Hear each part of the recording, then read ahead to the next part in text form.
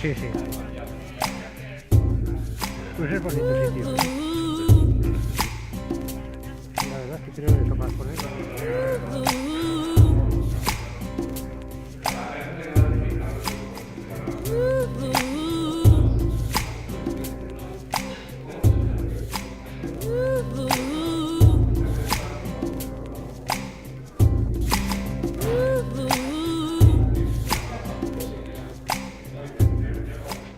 Pues ahí, Mariano, entre el aguarrás, no sé qué tal, la prisa por hacerlo, que me adelanta la exposición. Y va.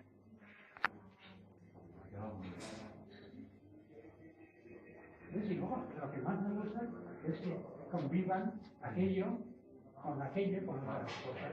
Bueno, y es más, viva la abstracción con lo figurativo. Es decir, claro, pero sí, es que se ha sacado de la misma cabeza y de las mismas manos. Pero como decía Kandinsky, hace 110 o 115 años, la gente se extraña donde está el arte figurativo no cae el abstracto. Y decía, gilipollas, si es que es lo mismo. Pero es el mismo arte, es el mismo, exactamente el mismo. Desde siempre, ¿Eh? Sí, desde siempre. Desde siempre, exactamente. Qué bonito.